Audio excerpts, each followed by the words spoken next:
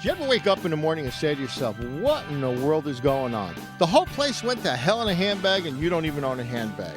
I'm telling you, if you want Xanax through your hearing aids, then this is the thing you should do. You should listen to the Randy Lupo Show because she covers everything from comedians to writers and everything in between. She's entertaining and informative at the same time. She's everything that you wished your mother-in-law would be, and she isn't. But Randy, she was born in Brooklyn, New York, a different Brooklyn than most, a two-bears own Brooklyn. Randy brings his unique outlook to the show, and Lord knows we do need a different outlook. So now, put down your lattes, because you're about to see and hear something you never heard before, and that's our host, Randy Lupo. Welcome back to part 2 with author Mike Keren. He will be reading from his book, 4 Funerals, No Marriage. Hi, Randy. Thanks for having me back.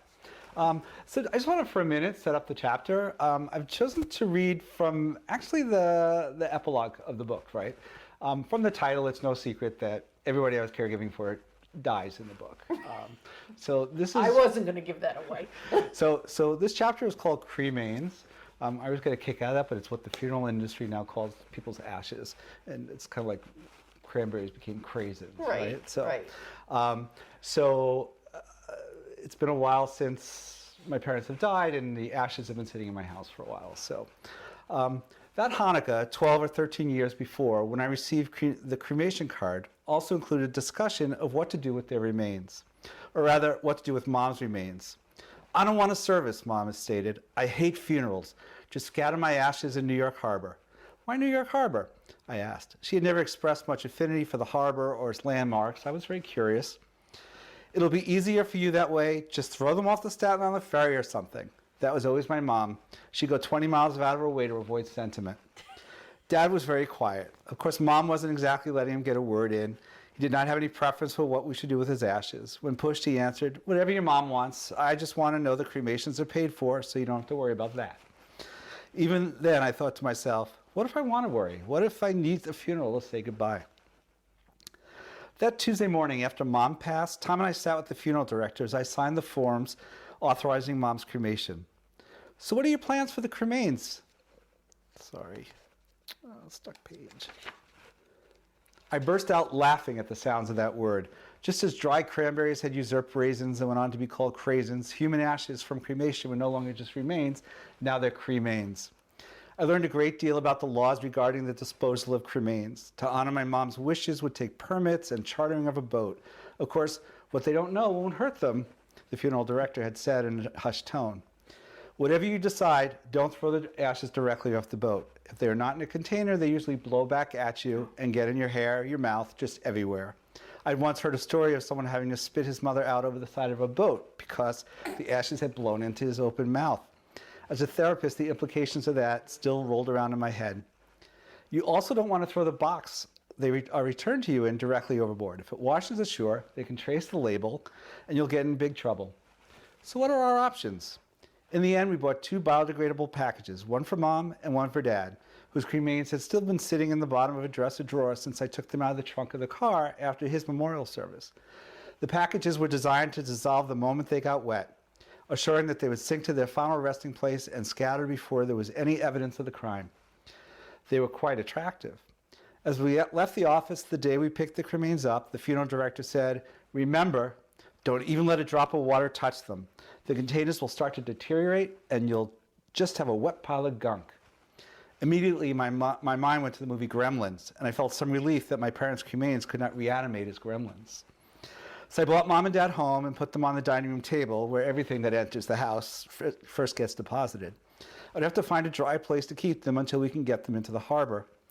Both my brothers informed me that they wanted to be present when Mom and Dad were tossed overboard. I let them know the urgency of getting the cremains into the water and asked that they confer on me some dates they would both come to us to attend to the matter. Of course, months passed. Both would ask me if the other had suggested any dates, but neither had actually talked to the other about it. Mom and Dad got moved to a place in the butler's pantry when the dining room table was needed for entertaining. The sink in there was turned off due to a leak, and except for the rarely used coffee pot, there was no other source of fluids in the space. I constantly reminded myself that I should wrap them in plastic until I got the deed done. Halloween, Tom and I traveled to Mexico to observe their Day of the Dead festivities. The timing, 6 months after my mom's death and 14 months after his mom's death, was unintentional. We'd been planning this trip for years, but the timing added even more poignancy. 2 days after our return, I was upstairs in my room, and I could have sworn I heard water running in the house. Living in a 100-year-old house, however, often renders one blasé about hearing things, and after an hour, I put down my book, got out from under the covers, and went to investigate. I checked both bathrooms on my floor. Nothing. I went downstairs. Could it be another pipe over the living room? Nothing. I entered the kitchen. The sink was off, no water pouring out from under the sink, but the noise was getting louder. The dog was getting insistent as well, so I got his leash and took him to the curb, where he quickly relieved himself, knowing a treat would await him on his return. I stepped into the butler's pantry to get the treat and was greeted with my own Niagara Falls. Not only was the water pouring out from a bulging ceiling, it was cascading down the shelves of the glass front cabinets, forming picturesque waterfalls as it bounced from plate to plate and wine glass to champagne flute, as it quickly was inundating the small space. I panicked. But there, in the middle of the mess, lay Mom and Dad. Amazingly, they were dry. I quickly got the plastic bags, covered them, and got them out of the way of the tsunami. I don't know how they were spared. My urgency to get them into New York Harbor grew more pressing. After getting in the emergency plumber service and calling the insurance company, I composed a text to my brothers. It went like this. Hi guys, we almost lost Mom and Dad again this morning. We've had a burst pipe in the butler's pantry. There is much devastation. Ceiling is hanging down, the floors are warped. As a result, we will not be able to host any holidays this year. Sorry. Miraculously, Mom and Dad are intact, but I cannot emphasize how much we need to get the remains into the water. Please decide between yourselves a date to meet here to do it. Further delay could bring tragedy. As a bit of encouragement, I've decided that if you guys do not come out, or at least provide me with a date by Hanukkah, I will be dividing up the ashes in 2 cardboard boxes and giving them to the grandchildren as jigsaw puzzles. Your loving brother. It sounds crass, but I was desperate to motivate them. To me, my parents were not in those envelopes, and the actual depositing was not causing me much emotion. I carried Mom and Dad internally, and those were just piles of ashes. But on the other hand, I wish to honor Mom's wishes. No surprise that they called my bluff. The holidays came and went. No word, no mention from my brothers of any plans to take care of this. Winter turned to spring, then summer, and Mom and Dad were now in a cabinet in the dining room. Sometimes I forgot they were there. Near summer's end, I realized I needed to make another pitch, so I sent another text. Guys, what do I have to do to get your attention on this matter? If you want to be present when Mom and Dad are tossed, I really need to get some input from you guys. If I don't hear from you, I will be taking matters into my own hands. I've decided to divide Mom and Dad's ashes into 4 piñatas, and will be bringing one to each of the grandchildren's next birthdays. Don't let this happen. That was great. Oh, thank you. That was great. You know, well, a few thoughts. First one, hearing you reading was awesome. I have this thing. I love to hear the author read their own words. It just seems so powerful to me. And I was wondering, will you at some point put your book on audio? So I have to speak with my publisher about that. I would like to, but unless the publisher has a sense that this is going to make a lot of money, probably would be my own expense. And I don't know whether I'll be able to. I would like to. I think memoir on audio is the best way to do memoir. Right. Some of my favorite experiences have been listening to like Angela's Ashes, Frank McCourt, like reading with his Irish brogue. Right. There's another book that I love called The Delanceys of Queens, and this woman has a very heavy Queens accent, and she's reading about her childhood on the streets of Queens. It just adds to the experience that you don't get when you read it. Right. It makes it come alive. So, but we'll see. We'll see what happens. If there's a call for it, and people want to call my publisher and tell them to do it, that's fine. I personally love to right. listen to books on tape. So, it's like my thing. I love, and especially like I said, when the author right. themselves read it. Now I love the title. I don't think we spoke about it. 4 funerals, no marriage. Can you talk about we know about the 4 funerals, but right. what about the no marriage? So, obviously it's a play on, the 3 weddings and a funeral. Yes. And it actually could almost be 5 funerals, because there's also the death of my dog is covered in the book. Yes. But you can interswap my father-in-law and my dog at some point, right? But so the no marriage part was, this all took place before gay marriage was legal, right? And there were moments in hospitals where staff, either clearly didn't acknowledge Tom, who was my partner of 20 years at the time. We're going on 35 years of marriage this year, or 35 years of being together. And so, but the state just didn't recognize it. We'd been together more of our adult life than we hadn't been at that point, and yet we could be just not be seen as part of each other's lives.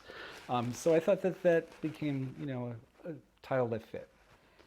I love it, and also in your book, it shows what a support Tom was for you, and vice versa, regardless whose family, whether it be Tom's parents or your parents. You were so there for each other. So it would almost be insane not to include that person and not let them into the hospital, which was an issue at that time. That they may say, no, I'm sorry, you're not family. No, you can't come in. So yeah, I mean, it was the most telling one was the morning that Tom's mom passed, and the hospice had called him. He'd already left for the hospice, and I was on the list of people they could talk to, and they wouldn't tell me why they were calling. And I said, well, he's on his way over there, so you can tell him when he gets there and stuff. And then there was this confusing moment because I thought maybe the end was coming, and I stopped to get breakfast and bring it for Tom, and I get there and I'm greeting my mother-in-law, who's dead, and Tom's sitting talking to her friends in a corner, and I'm like, she's dead? And he goes, oh, you didn't get that message? I'm like, no, that's why I asked if I had time, and it was like, and it was all because I wasn't seen so much as part of the family. And, there were other moments in the book where, we deal with like homophobic reactions and in some cases more heterosexism, people just not even thinking about the existence of people other than themselves. So it's such as the Valentine's Day Massacre. that was a good so one. I'll leave it at just the title, Valentine's Day Massacre. The titles of the chapters alone are great. Right. So people will have to buy the book to see what the massacre was all about. Worth it. You will love it. You will not be able to put it down. I'm telling you. So. And you know what else I found interesting when I was reading it? It's like, here you're going through this like really intense time, caretaking very, very severely sick people, and it's like it's relentless. It doesn't end for you. It's like one after the other. It's simultaneous. I mean, it's the book goes into all of that. But as you were caretaking, you were living your life. You and Tom were in the middle of your life and had things that you were doing, wanted to do, and a lot of that. Like, how did that go for you? What?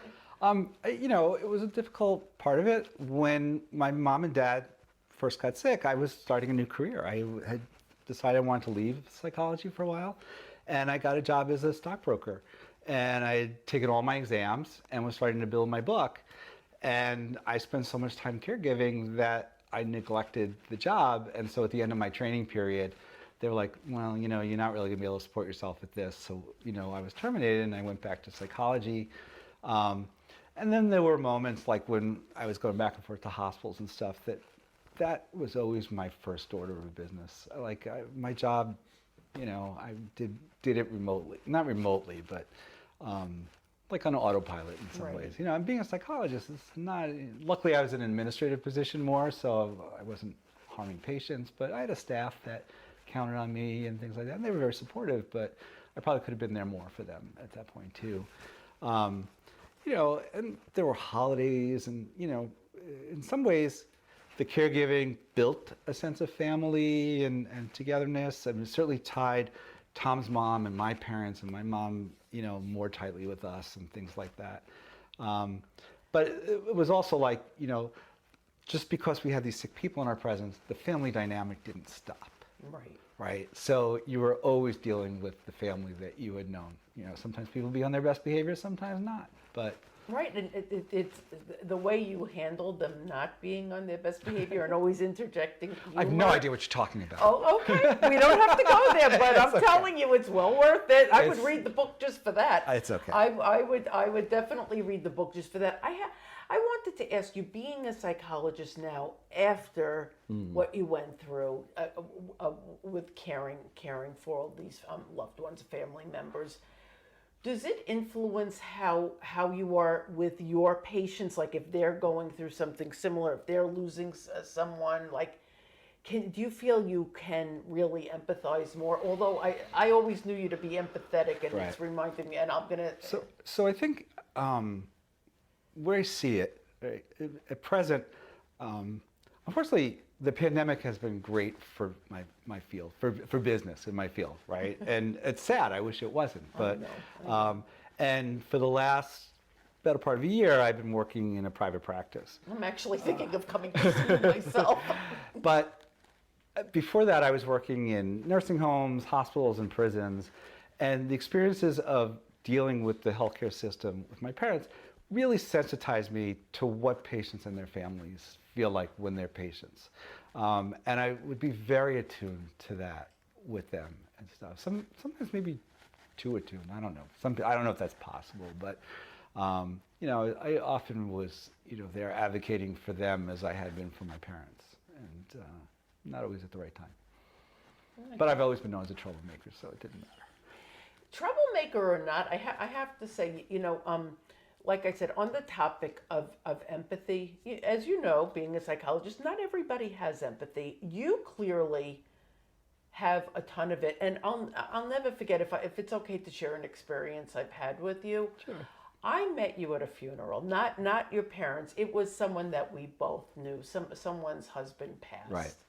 And we sat next to each other at the funeral, and you were just like the most supportive person. And I'll never forget, like, I lost my keys.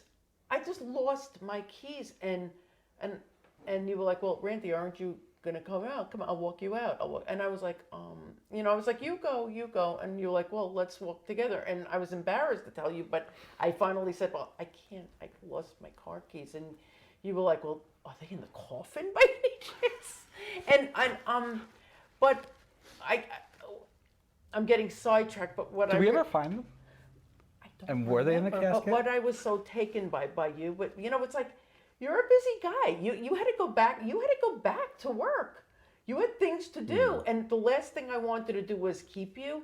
You refused to let me stay. You're like, I am not leaving you in a funeral home by yourself. No one is here. There's no. I was like, but Mike, you have to go. Don't worry, Right. I'll be fine. And I'm gonna cry, but I'm sorry. It's a little menopausal madness, but you know. I was just so taken by your empathy, and I saw firsthand Right. how empathetic you are, because there's no way you could have taken care of all these four people in the book, plus your dog, Right. Which is a chapter in and of itself, which is so touching. Right. So, you know, it's interesting you say that, because I always think of my mom as being the most influential for me, but that piece, right? Like my not letting you sit there by yourself, that was so ingrained in me by my father, right? That was your father, not your mom? Right, yeah. If I was out with somebody, it didn't matter what gender they were or anything, and dropped them at the curb, if I left before I saw that those people were in the house, you know, he would catch wind of it. He'd know, and I would never hear the end of it. And to this day, I think he watches me to make sure I'm still doing it, you know. And I do it. It's just natural. It just comes natural. So the idea that I would leave you alone there, you know, not sure how you're going to get home or anything, I just can't even imagine I would have. I just want to say thank you. Oh, you're welcome. I just want to say thank you. And I've recently lost another set of keys, just to bring this full circle. I'm working on that issue, though. So, well, anyway. Well, I'm so happy I got to talk with you. I'm, you know, I always love talking to you anyway, Randy, but it was nice to sit and talk about the book. Last question before we close, because this book was so amazing to me, and your writing is superb. I mean, like I said, it just grabs Right. you. Like, you can't put this book down. Are you going to write a sequel? So there is one in the works. Got about half of it done. It's the book I thought I was going to write when I started writing this one, about my prostate cancer. Right. Tentatively titled The Love Button. It's some of it's a little bit more complicated to write, and frankly, I've done very little writing during the pandemic, and then I started getting ready for the launch of the book. So, but I've got plans to get back to it and to finish writing that. And there's actually a third one. So I see it as like a healthcare trilogy. The first one being as a caregiver in the healthcare system. The second one being a patient in the healthcare system. And then when I no longer need my license and my employment, to write a tell-all about, being a psychologist. I can't wait. Not to I'm give looking out forward. patient information. No, I I would get never it. Of disrespect their course not. Of confidentiality. course not. But just sort of like what it was like to sort of work in the system as it's devolved over the last 30 years, which I think has been pretty tragic. And then I have some fiction pieces that I've been like playing with and stuff like that. I don't know yet what will come of those, but. So let me ask you, have you always been a writer, or? You know what? I mean, I've written professionally. So I've had a number of papers that I've given, papers published, chapters published, either written or co-written. But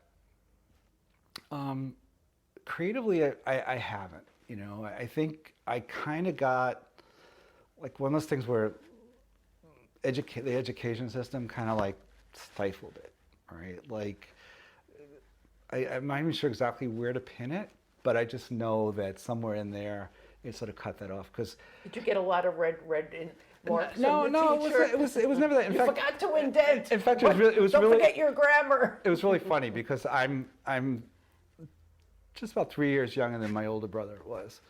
I followed him in school, and he was very easy to follow. Like, he set very low expectations for the Keren name. Did you thank him for that? No, I never did, right? So I had this honors English class in, I guess it was 11th grade that we take the AP. And here I am about to turn 60. I'm talking about the AP English class, right? But anyway, and the teacher would occasionally express, like, I had your brother. I'm like really shocked to have you in this honors class, right? And then it came time for the AP, and he pulled me aside and he said, you might pull off a 3 if you study a lot and work really hard on this, right? And he didn't tell this to anybody else in the class, right? And then the grades came in the summer, and that September I went back and I was like, so Mr. Edwards, you want to amend that? Because I got the highest AP score of my class. Oh, wow. Right? Well, I don't know if it was the highest, but it was higher than I mean, I got a 4, which, why do I remember that? Who knows? But, So these are the things you do remember. I had some skill, but I memories. think like the education system just kind of like played with it so that I didn't explore it and stuff. And, but, I'm glad I found it now. The timing of this book, I could have had it out a few months earlier. I was worried about the pandemic, but I also felt like, isn't it cool? Like, I'm about to turn 60. This book comes out a week before my 60th birthday. I'm like, that's like bucket list stuff, right? Like, before I die, I want to publish a book. Here I am turning 60, and a week before I finally become a published author. So. I have to tell you, I'm proud of you. Thank you. I'm proud of, because this is such an accomplishment, and I know this is something that you've been working on, and these things always take longer than you think they are, and I totally get that. But you're also an inspiration, because it's like, listen, you could do what you want to do. Don't let age deter you. Yeah, no, so I think age is just a number, but, so get up there and write your book. I'm going now. Thank you so much. You're welcome. Thank you, and I look forward to coming to your book readings. Hey everybody, thanks for watching The Randy Lupo Show. Thanks for checking out the show. Be sure to follow Randy on Twitter at Randy Lupo. Thanks to Broadband Box Office and VK Media. Have a great evening.